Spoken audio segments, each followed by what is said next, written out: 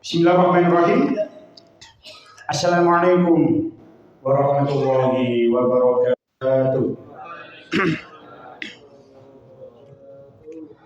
Terlebih dahulu Ta'ala wa Nabi Muhammad sallallahu alaihi wasallam wa alihi wa sahbihi wa sallam wa sallam wa barakatuh wa qarabin wa ila jami'i tabi'in wa tabi'in wa jami'i ila awliya ilahi wa kanu wa ila jami'i muhaddisin wa fasirin wa syarhin Bukhari wa syarh Qadir Jilani wa syarh Fakhruddin Al-Razi wa syarh Al-Qurtubi wa syarh Imam Al-Qasir wa syarh Jalaluddin Al-Mahali wa syarh Jalaluddin Asyuti wa syarh Sulaiman Al-Jamal wa syarh Imam Ash-Shawi wa syarh Imam Ash-Shawkani وشيخ محمد الألوسي وشيخ نواوي البتاني وشيخ مصطفى المراغي وشيخ دبير الواشي وشيخ متولي وشيخ وشيخ طنطاوي وشيخ الراشوي وشيخ محمد علي الشربوني وشيخ رشيد وشيخ بشير مصطفى رمضان وشيخ مشايخنا ومشايخنا شولي لهم بالفاتحة.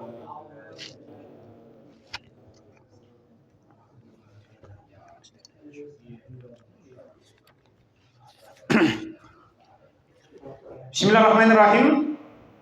Kita lanjutakan surah Al-Baqarah ayat 258. Qala Allah Ta'ala fil Qur'anil Karim. A'udzu billahi minasy syaithanir rajim. Bismillahirrahmanirrahim.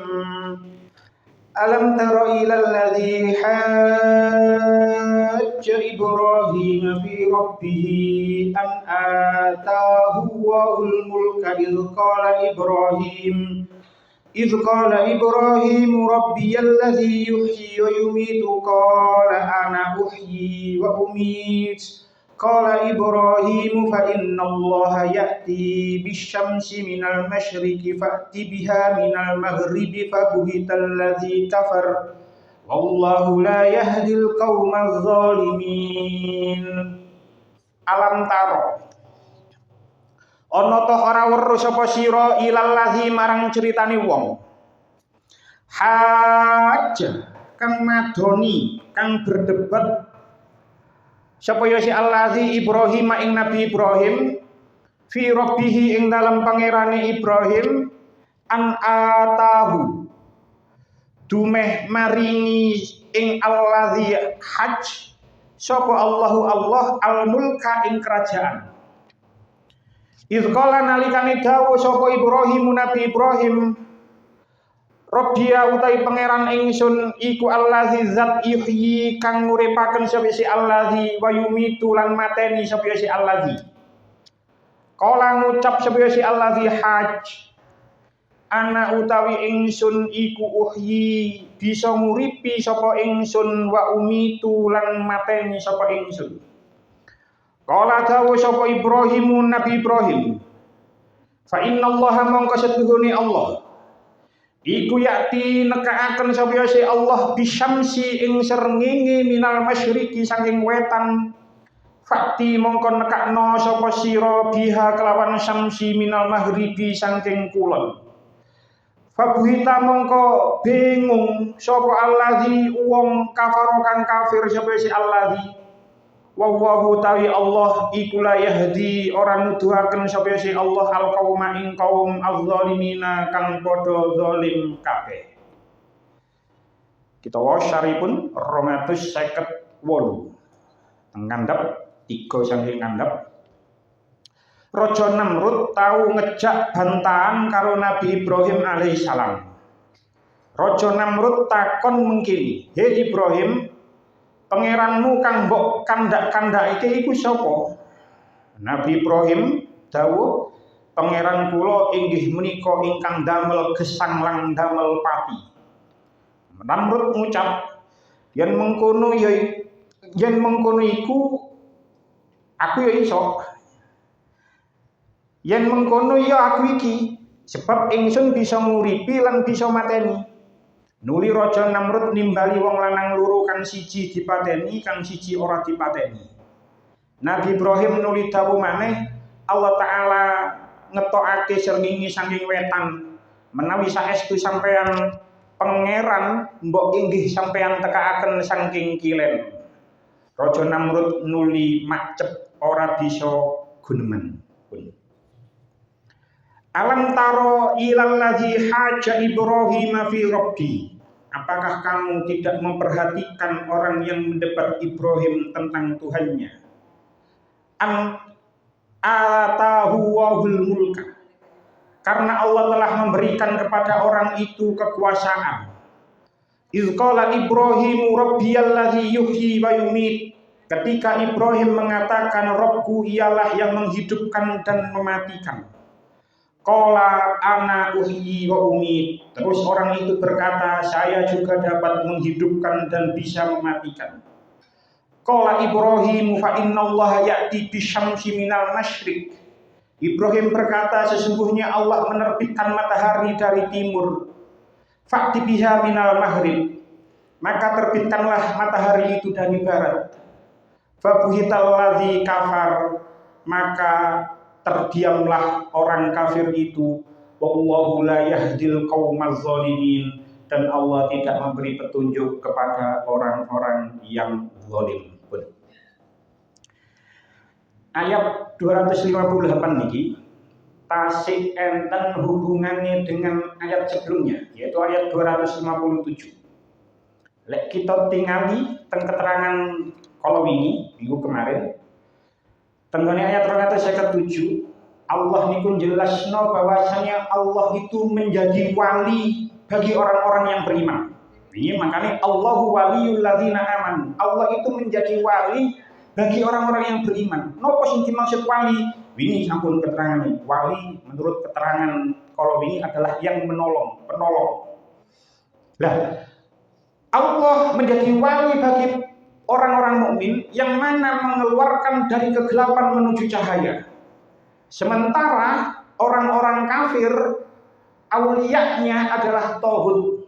Ini sampun diterangkan. Auliyanya, penolong-penolongnya adalah tauhid yang mengeluarkan dari cahaya menuju kegelapan.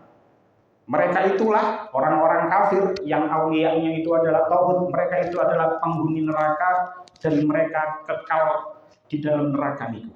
Lah, ayat niki mencontohkan tentang orang-orang yang beriman sing waline niku Allah dan orang-orang kafir sing waline itu adalah tauhid. Dan dicontohno teng ayat niki sing wong iman itu adalah Nabi Ibrahim, sing wong kafir yaiku wong sing bantah Nabi Ibrahim. Sehingga mereka berdua itu berdebat. Nabi Ibrahim itu adalah orang yang beriman, nabi, bapak para nabi, sehingga mempunyai argumen-argumen yang kuat. Sementara orang-orang kafir argumen-argumennya lemah, sehingga orang-orang kafir niku tidak bisa berkata apa-apa sama sekali.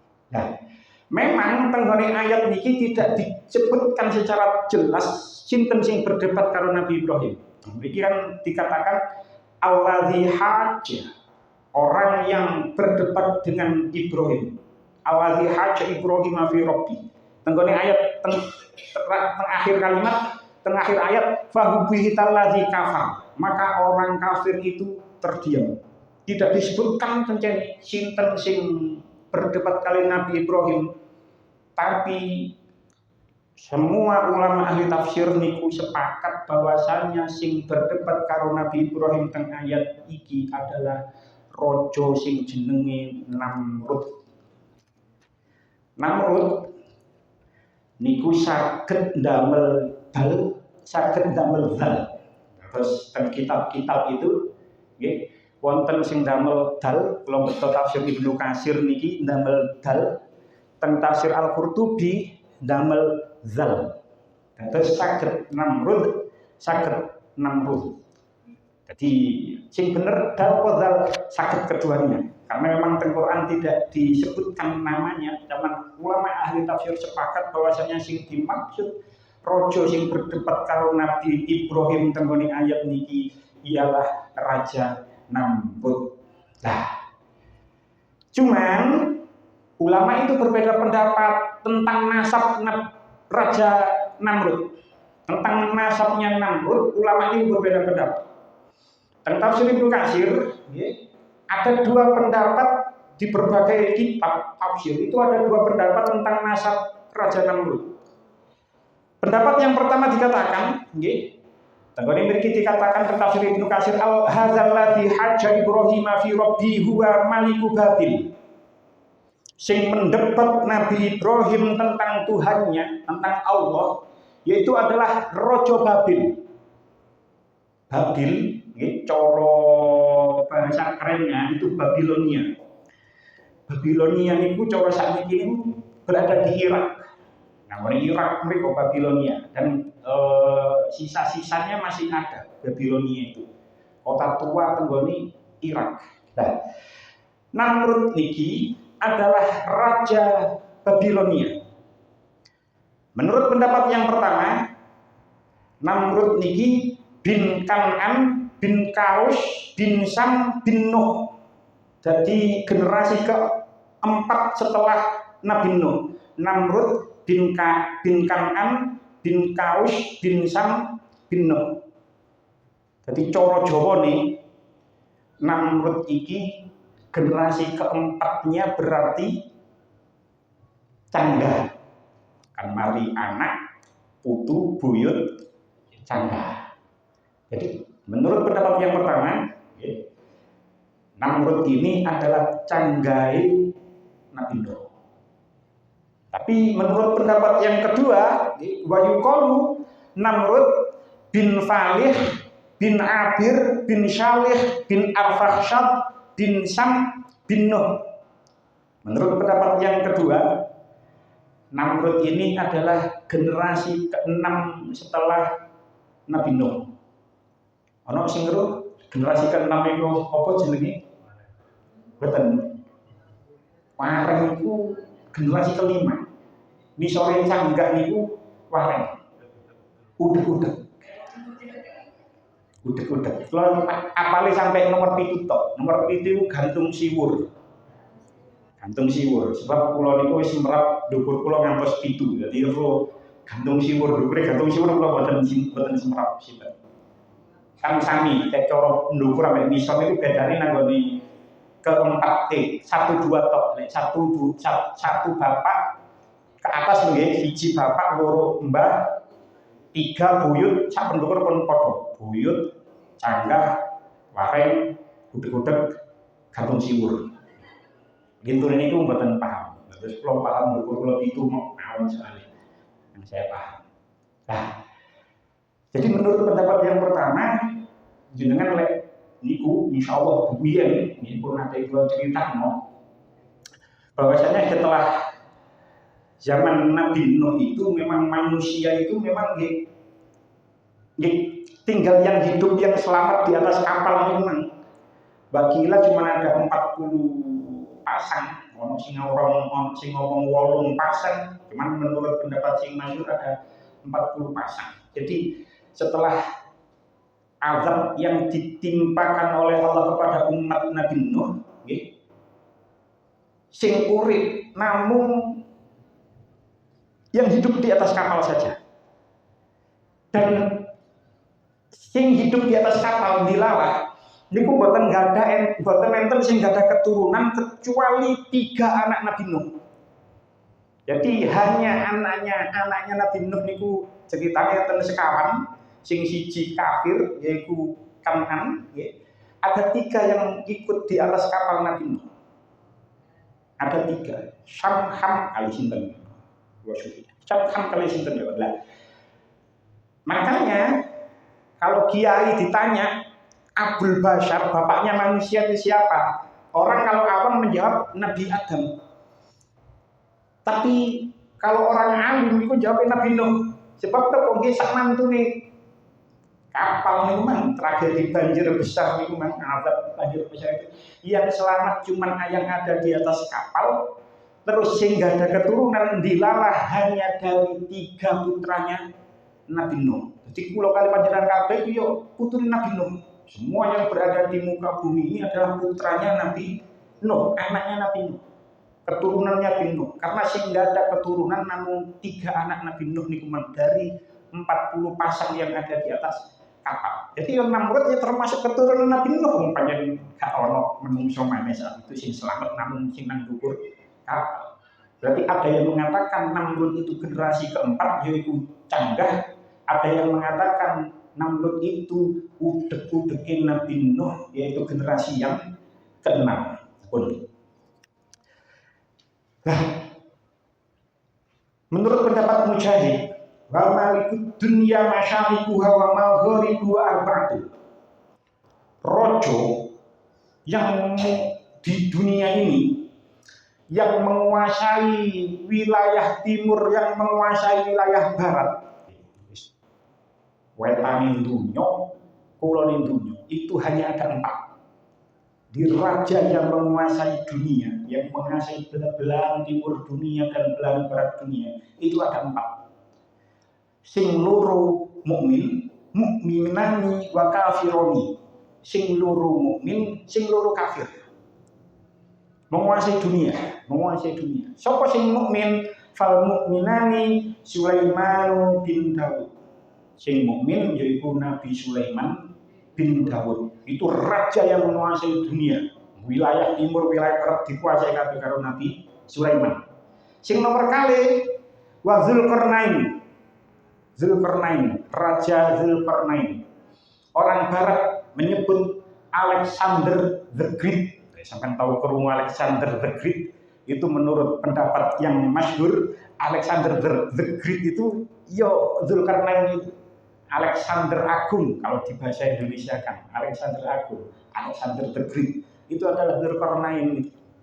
Itu keduanya adalah orang-orang yang mukmin. Walaupun orang berbeda pendapat apakah Zulkarnain itu apakah nabi atau bukan, berbeda pendapat. Cuman Nabi Sulaiman jelas nabi, ini jelas rasuli. Tapi kalau Alexander the Great, menurut pendapat yang populer Alexander the Great itu nggih Zulkarnain itu, dan keduanya adalah mukmin, rojo sing mukmin. Sementara sing kafir wal kafironi Namrud wa Bukhtanasor. Sementara sing kafir ana loro, Namrud karo Bukhtanasor. Bukhtanasor itu nggih saking Babilonia juga. Jadi kota Babilonia itu memang kota sihir. Makanya Irak, makanya jenengan kalau pernah mendengar cerita Irak itu negara, Baghdad itu negara penuh dengan negara 1001 malam, negara ono Aladin barang nang kono. Memang negara yang penuh dengan sihir, Baghdad. Jadi ada 2 raja yang kafir yaitu Namrud yang menguasai belahan timur dan belahan barat dunia, ambek Bukhtanasor. Bukhtanasor itu coro baratnya Nebukadnezar. Fir'aun itu tidak menguasai dunia. Fir'aun itu hanya sebatas Mesir saja, bukan menguasai dunia. Jadi coro gede-gedean kekuasaan, gedean Namrud timbang Fir'aun. Jadi gedean coro-coro kekuasaan. Jadi Namrud itu adalah salah satu di antara 2 raja yang kafir yang menguasai dunia. Lanjutan ayat. Alam tara ilal ladzi hajja Ibrahim fi rabbih. Jadi di Quran diceritakan bahwasanya apakah kamu tidak melihat orang yang membantah Ibrahim tentang Tuhannya. Ayat niki dimulai dengan lafaz dengan huruf alif alam.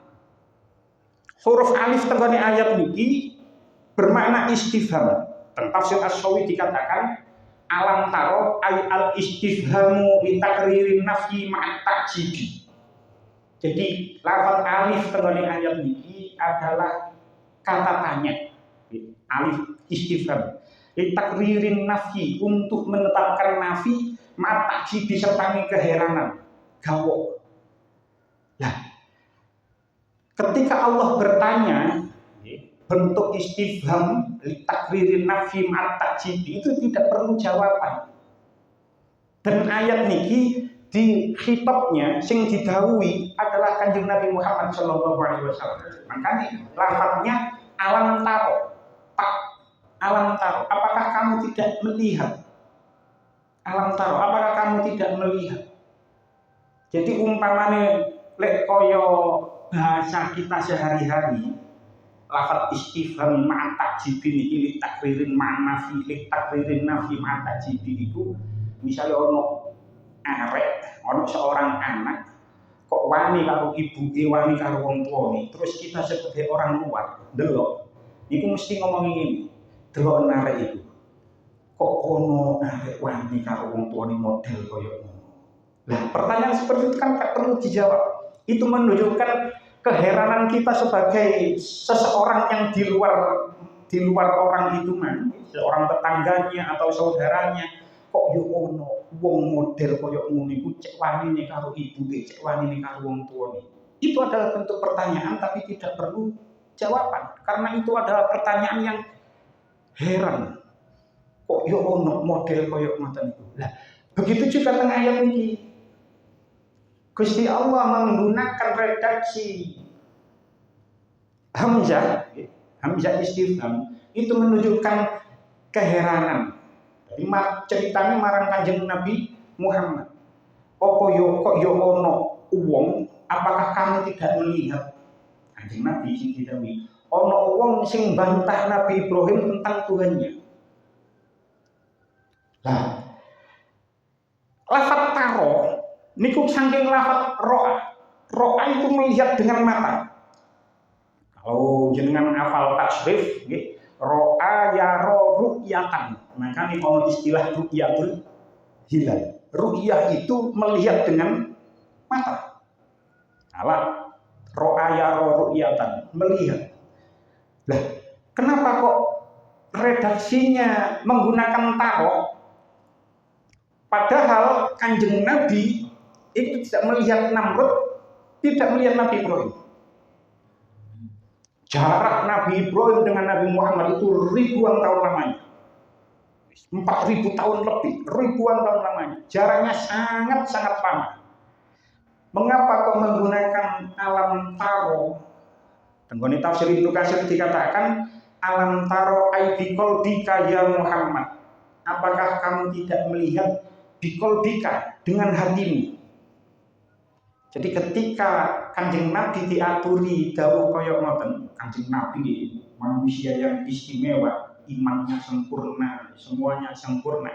Nabi itu bisa melihat kejadian itu dengan hatinya. Di kulo kali panjenengan yo kudu bayangno karo atine. Kita kan membayangkan berdebat Nabi Ibrahim kalau Raja Namrud, itu kan kita masih membayangkan pikiran kita itu mereka daya, mau wis bayang. Tapi Kanjeng Nabi biqalbika, hatinya itu mata hatinya itu bisa melihat kejadian itu. Makanya alam taro ai biqalbika ya Muhammad. Apakah kamu tidak memperhatikan wahai Muhammad ilalladzi haja Ibrahim fi rabbih, orang yang mendebat Ibrahim tentang Tuhannya. Nah, kenapa kok Namrud mendebat Ibrahim, mendebat Nabi Ibrahim tentang Tuhannya? Mengapa kok Namrud itu mendebat Nabi Ibrahim? Karena ada kisahnya. Enten kisahnya. Gak langsung ujuk-ujuk debat ngoten-ngoten. Ada kisahnya. Tenggone tafsir Ibnu Katsir, nggih. Wa fi qasasi hadhil muhajati. Ada kisah tentang perdebatan ini antara Raja Namrud karo Nabi Ibrahim. Itu Nabi Ibrahim didebat karo Raja Namrud itu ada ceritanya. Ada dua kisah.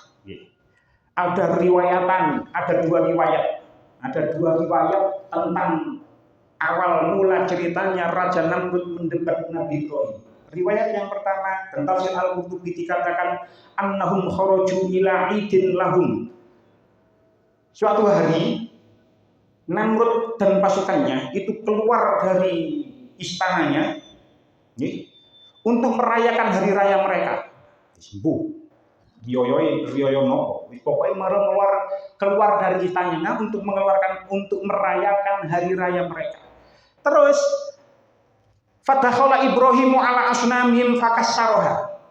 Nabi Ibrahim itu masuk nanggone kuilnya, nanggone tempat ibadahnya, dan Nabi Ibrahim menghancurkan berhala yang disembah oleh Raja Namrud dan pasukannya. Falamma raja'u qala lahum ata'buduna ma tanhituna. Ketika mereka kembali, singkat cerita langsung Nabi Ibrahim itu mendebat. Apa awakmu iku nyembah patung sing mbok pahat dhewe, sing mbok gawe dhewe. Awakmu iku aneh. Patung iku mbok gawe-gawe dhewe, mbok pahat-pahat dhewe, kok yo mbok sembah. Terus mereka berkata, faqalu faman ta'budu. Mereka berkata, sapa sing mbok sembah? Terus Nabi Ibrahim menjawab, a'budu rabbi alladzi yuhyi wa yumiit. Aku nyembah pangeran sing bisa menghidupkan dan bisa mematikan. Itu riwayat yang pertama. Bisa ditambahi dengan cerita yang sadah populer, cuma ini singkat cerita mawon. Cerita sing populer kan di enten tambahane nopo sing situ gak dirusak, gak dibongkar, gak dihancurkan, terus dikalungno pecoke. Itu cerita lebih panjang lagi, tapi singkat cerita seperti itu tentang tafsir Al-Qurtubi. Menurut riwayat yang kedua, inna namruda kanu yahtakirut ta'ama fakanu idza taju ila ta'ami yastarunahu minhu. Menurut pendapat yang kedua, Namrud itu menimbun semua bahan makanan sembako kabeh iku ditimbun karo Raja Namrud. Lek ana wong bodoh niku kudu tuku nang dhek. Di semua hasil alam, semua bahan pokok itu ditimbun karo Namrud, jadi semua orang harus beli kepada dia. Lek tuku fa iza dakhalu alaihi sajadulahu. Lek tuku mlebu nang istanae kudu sujud karo dhek. Sing kaya ngoten Namrud niku. Kudu tuku niku mlebu nang istanae terus kudu sujud. Terus Nabi Ibrahim kepingin tumbas, fatakhala Ibrahim falam yasjud lahu. Nabi Ibrahim kepingin tumbas, moro teng istanae tapi mboten turun sujud. Nabi Ibrahim ditakoni karo Namrud, malah kalah tasjuduli. Laku awakmu kok gak sujud marang aku? Terus Nabi Ibrahim jawab, anala asjudu illa li rabbi. Saya tidak akan bersujud kecuali kepada Tuhanku. Aku gak sujud lek gak nangoni pangeranku. Faqala lahu Namrud man rabbuka. Sapa pangeranmu? Terus Namrud duduk malaikat mungkar nggih. Sapa pangeranmu? Terus Namrud qala Ibrahimu rabbiyal ladzi yuhyi wa yumiit. Pangeranku iku yaiku sing iso nguripno, sing iso mateni. Ada cerita tambahan, nggih. Wa zakara Zaid bin Aslam. Boten kula waca, sebab terlalu panjang, ceritanya singkat mawon. Ada riwayat sangi Zaid bin Aslam. Ceritanya mirip tapi mboten tumbas. Lek sing mang lak tumbas, riwayat yang kedua. Lek sing cerita Zaid bin Aslam, riwayat sangi Zaid bin Aslam niki, lek ana wong butuh niku mara nanggoni Namrud, mara nanggoni istanae Namrud. Terus ditakoni man rabbukum wa ilahukum. Sapa pangeran? Sapa sing mbok sembah? Lek jawab anta dikei panganan ini. Tapi lek gak jawab anta, nggih, gak dikei, dikongkon muli. Salah satu sing mboten jawab itu adalah Nabi Ibrahim. Nabi Ibrahim moro tenggone mriku karena memang bahan makanan ditimbun, moro ditakoni man rabbuka. Terus jawab Rabbi alladzi yuhyi wa yumiit. Pangeranku sing iso nguripno ambek mateni. Lalu Nabi Ibrahim dikongkon mulih, gak nggawa panganan, wis kadung nggawa karung enten kali, diceritakan tentang tafsir Al-Qurtubi. Karungnya ono loro, wis kadung nggawa karung nggawa loro, mari ngono mulih gak nggawa apa-apa. Terus akhirnya timbangannya mulai gak nggawa apa-apa, engkok mulai, engkok keluarga, engkok sedih, lek gak nggawa bahan makanan apa-apa. Singkat cerita, Nabi Ibrahim niku mungkin pada saat itu lingkungan masih padang pasir ya, ngelebokno pasir nang karungi, dilebokno pasir nang gone karungi. Terus karung sing ana lorone dileboni pasir, digawa mulih. Cek keluargane seneng kok ternyata nggawa. Karena mulih nggawa rong karung, terus Nabi Ibrahim niku sampun kesel melakukan perjalanan, kesel karungnya diteleh, Nabi Ibrahim tidur karena kecapean. Lajeng mantune ku bojone ningali ternyata nanggone jero karung niku mang adalah tepung. Biyen makame tepung karena keras tepung. Akhirnya tepung itu dimasak jadi roti. Tangi-tangi Nabi Ibrahim niku kaget. Lho, tekon di roti iki. Nggih teko terigu sing sampeyan gawa niku wau. Dadi nanggone jero karung niku mang ternyata wis dadi terigu. Lalu Nabi Ibrahim sadar bahwasanya Allah lah yang telah mengganti pasir itu menjadi terigu, menjadi tepung. Jadi ada cerita tambahan seperti itu riwayat dari Zaid bin Aslam. Pun kita lanjutkan. Jadi apakah kamu tidak melihat, wahai Muhammad, orang yang membantah Ibrahim tentang Tuhannya? An atahu wahul mulka. Karena Allah telah memberikan kepada orang itu kekuasaan.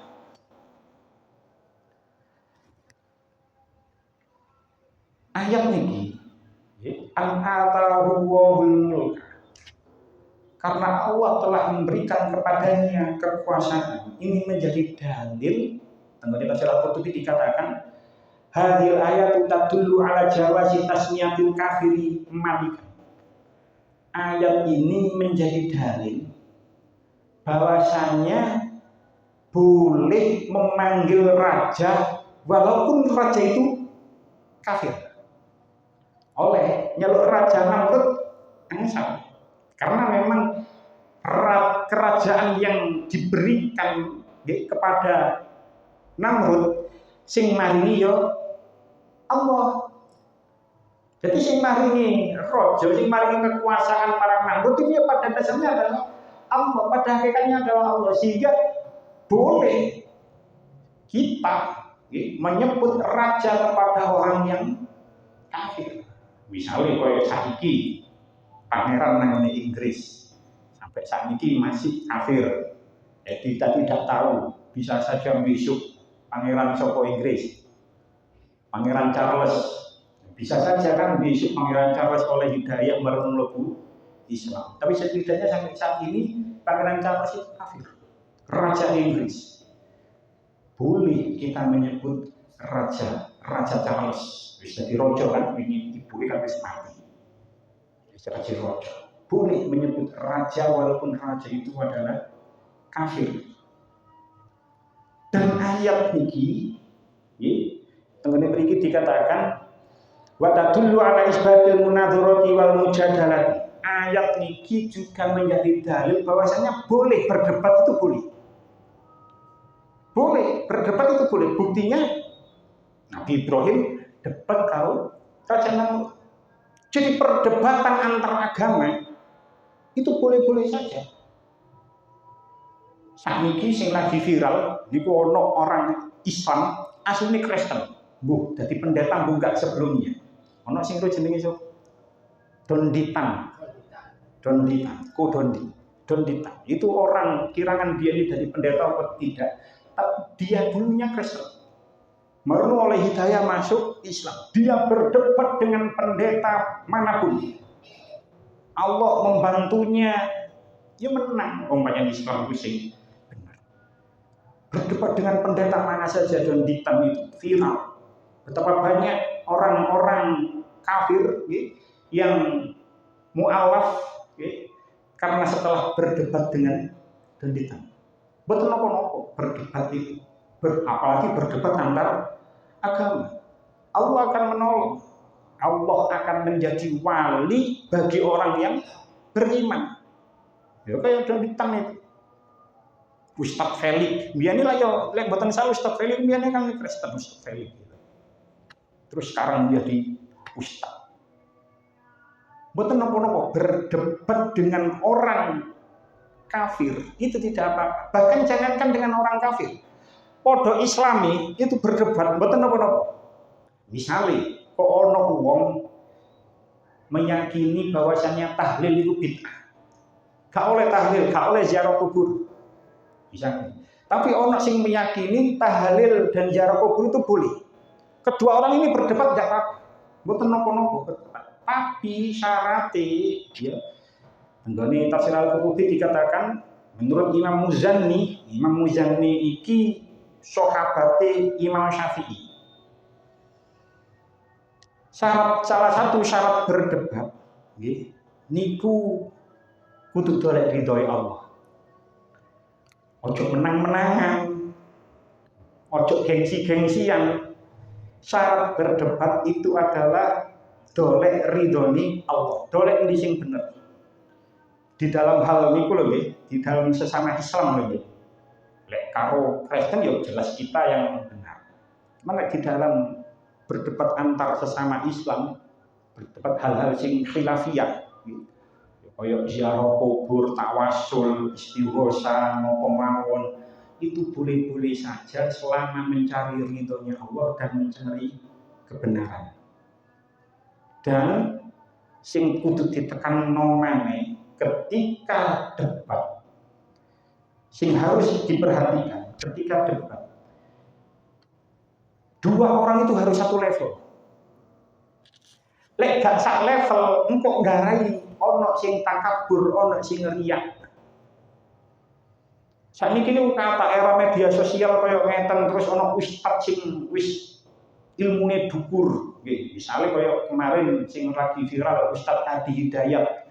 Niku sing nyerang kata gara-gara enten dialog kali umat Kristen terus dianggap salah oleh beberapa kelompok. Terus ngejak debat Ustaz Adi Hidayat. Ustaz Adi Hidayat itu apa? Ustaz Adi Hidayat lho, apal Quran sampai pojok-pojoke lho apal. Awakmu sing maca Quran grotal-gratul kok wani nantang Ustaz Adi Hidayat.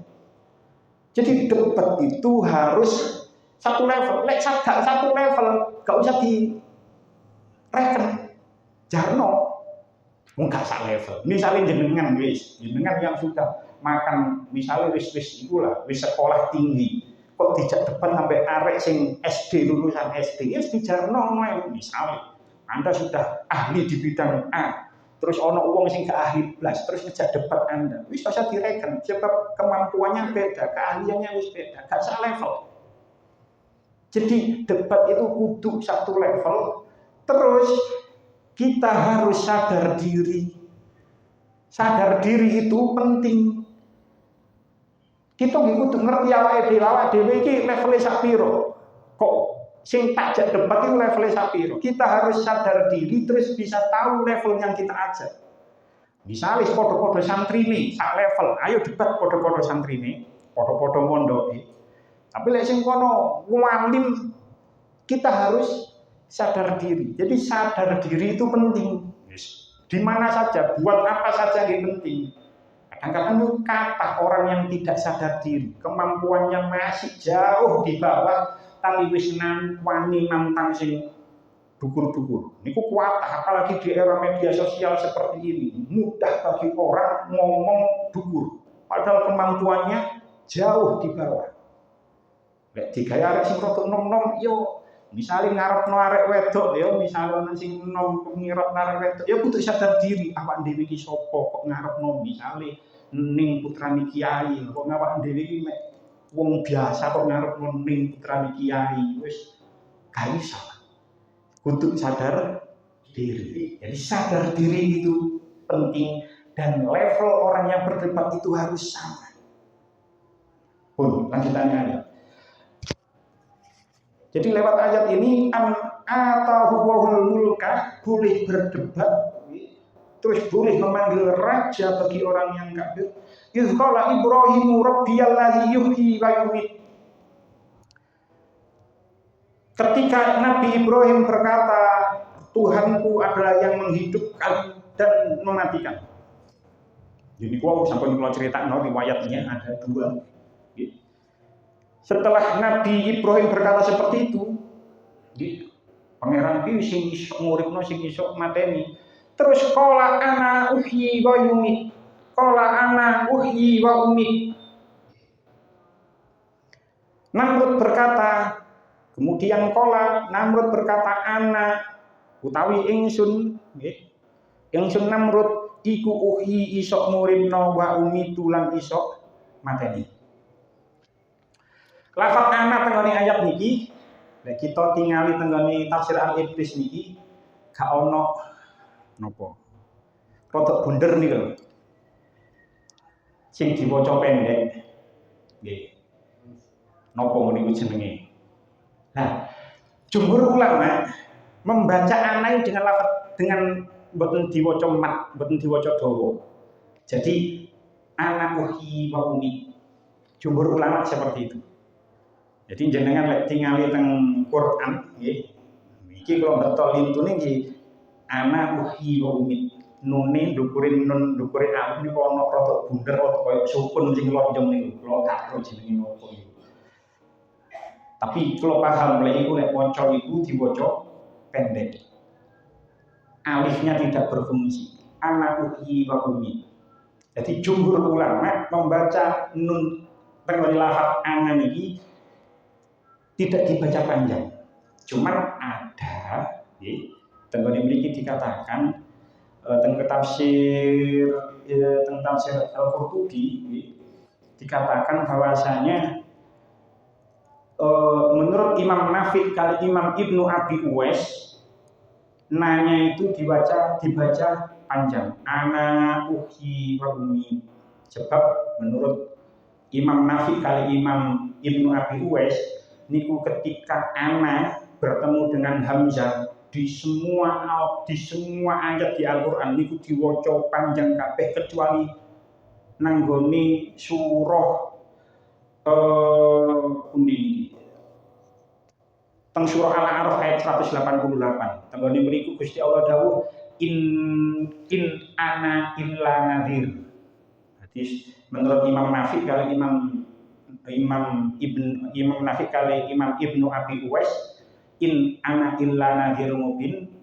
In ana illa nadhir niku nune dibaca pendek dan itu hanya ada 3 tempat tenggone Al-Qur'an. Tapi selain itu ana dibaca panjang termasuk niki ana uhyi wa umit gitu. Saged dibaca pendek, saged dibaca panjang, cuman jumhur ulama niku membacanya pendek. Niki kan mboten enten niku nih, mboten enten kados golongan untuk menandakan kalau ini dibaca pendek.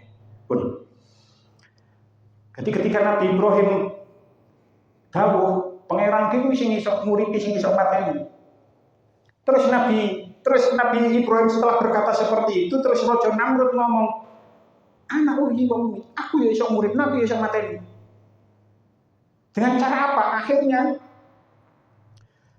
Raja Namrud itu memanggil 2 orang. Raja Namrud itu memanggil 2 orang. Menurut pendapat yang lain dikatakan 2 orang ini sudah mendapat hukuman vonis mati. Jadi gak angger 2 orang, tapi jadi memang pendapat yang lain mengatakan 2 orang yang dipanggil niki ambek Raja Namrud adalah 2 orang yang sudah mendapatkan hukuman vonis mati.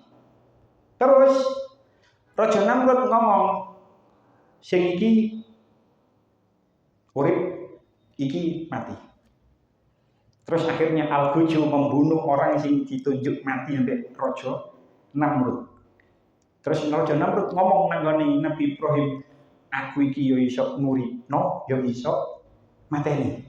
Iku mang buktine ana wong loro tak celuk, sing siji urip, sing siji mati. Nah, melihat jawaban seperti iki, Nabi Ibrahim niku kecewa. Padahal maksud Nabi Ibrahim dawuh Rabbiyalladzi yuhyi wa yumit, pangeran iki ku sing nguripi sok mateni. Maksudnya Nabi Ibrahim, pangeranku Allah, terus Nabi Ibrahim, menurut Nabi Ibrahim, di dalam bayangannya Nabi Ibrahim, maksudku iku gak ngono. Seolah-olah kaya ngomong tenang nanggo.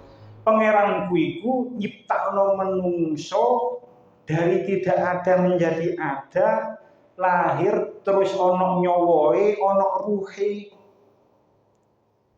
Terus lek mateni dicabut nyawane.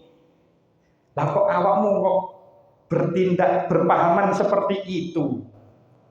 Dicarno urip sing siji dihukum mati. Maksudku gak ngono. Lah karena gak imbang, ini kumang kan gak imbang berarti levelnya kan gak imbang. Maksudnya Nabi Ibrahim kok gak ngono, Namrud menangkapnya seperti itu, gak level kan.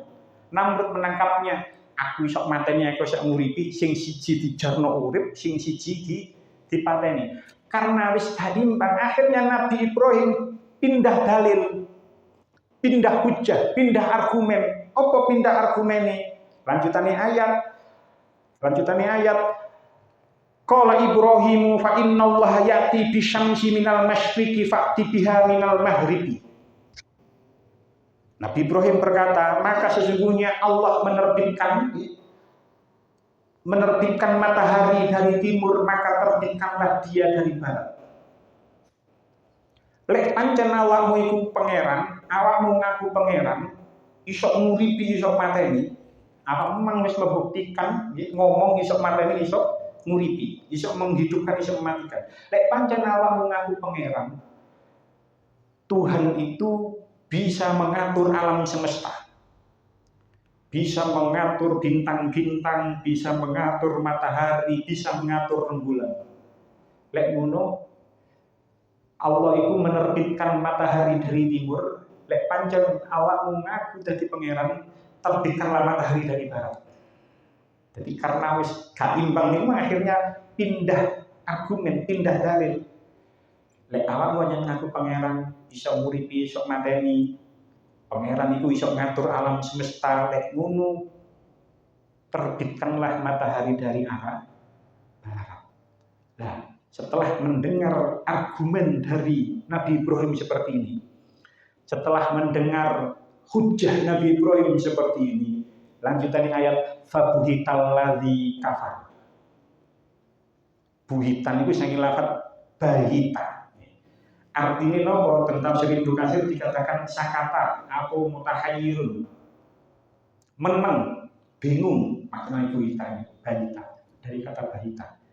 Jadi setelah mendapatkan argumentasi seperti ini, yo pancen awak pangeran terbitkan matahari dari barat. Fabuhital ladzi kafar. Maka orang yang kafir itu yaitu Raja Namrud diam 1000 bahasa, bingung, gak iso jawab. Lanjutannya ayat wallahu la yahdil qaumadz zalimin, dan Allah tidak akan memberi petunjuk kepada orang-orang yang zalim. Tentang Ibnu Katsir dikatakan wa ma hamalahu ala hadzal tuhyani wal kufril ghalizi wal mu'anatati syadidati. Raja Namrud itu tidak ada yang mendorongnya berbuat keterlaluan dan kekufuran yang berat serta keingkaran yang keras. Raja Namrud gak kafir kaya ngoten, gak keras kaya ngono, gak keterlaluan kaya ngono, illa tajabburuhu wa tulumud dabi fil mulki, kecuali karena kecongkaannya, karena kesombongannya, dan karena lamanya berkuasa. Jadi Raja Namrud itu tidak seperti itu awalnya, kecuali karena memang kecongkaannya, saking sombongi, sampai mengaku sebagai Tuhan, dan saking suwene dadi raja. Kemudian dikatakan wadzalika annahu yuqalu innahu makasa arba'ati sanatin. Menurut sebuah pendapat, Raja Namrud ini menjadi raja selama 400 tahun. Saking suwi. Jadi makanya illa tajabburu wa tulumud dabi. Imam Ibnu Katsir berkata seperti itu. Karena Raja Namrud tidak seperti itu kecuali karena kesombongannya dan karena terlalu lama dia menjadi seorang raja.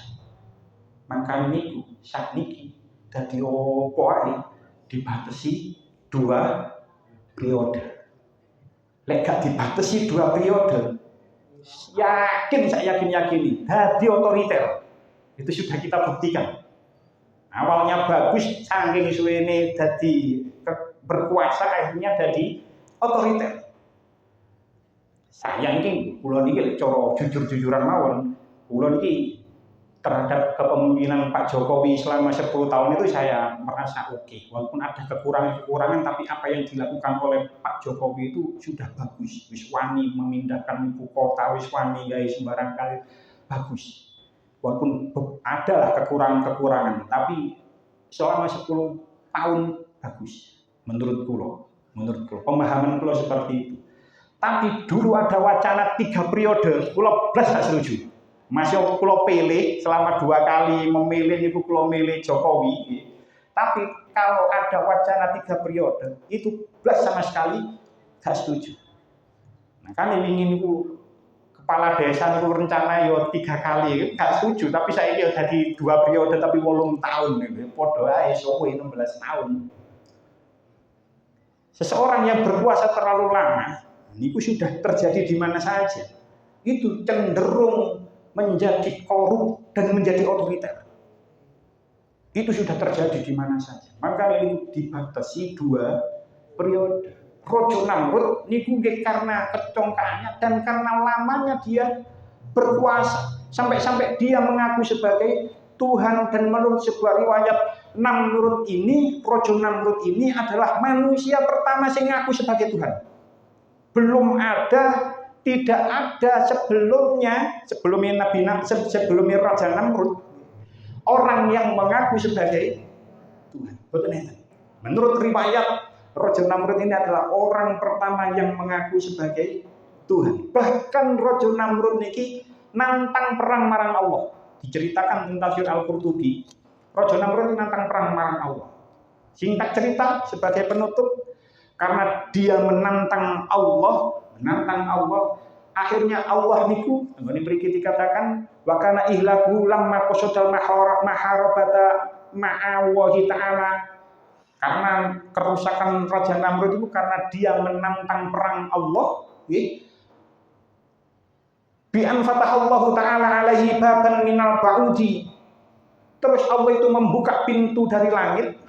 Ya coba bayang ono lawang nang langit, itu majes saja. Allah itu mengirim nyamuk dari langit, yang mana nyamuk itu jumlahnya tak terkira. Sampai srengenge sing biasa menyinari bumi iku nanggone kawasane Raja Namrud dan pasukannya, iku srengenge iku sampai gak ketok saking akeh nyamuk. Mengirimkan nyamuk. Gusti Allah nantang perang Allah. Akhirnya Allah mengirim nyamuk nyerang semua pasukan-pasukannya Namrud, sampai boten sekedar dicokot, sampai dipangan bubar tubuhnya pasukannya Namrud itu sampai tinggal tulang-tulangnya saja. Yo cok bayangnya nyamuknya kayak nyamuk nang rumput kidul ngene. Jenengan lek gak ada lek tau nang Papua, nyamuk nang Papua gedene sak laler ijo. Tahu difoto kali konco sing nang Papua. Nyamuk sing nang hutan itu kan lebih besar daripada nyamuk yang berada di perkotaan seperti di sini. Nyamuk di hutan itu lebih besar. Napa maneh niki nyamuk teko langit sing dikirim oleh Allah. Jadi jangan bayangkan di kados cerita burung ababil niku ya ojo bayangno burung ababil kaya burung-burung nang ngene kene tidak. Niku memang dikirim oleh Allah. Nyamuk sakmono akeh nyerang pasukan Namrud sehingga semua pasukan Namrud mati, tinggal tulang belulangnya saja.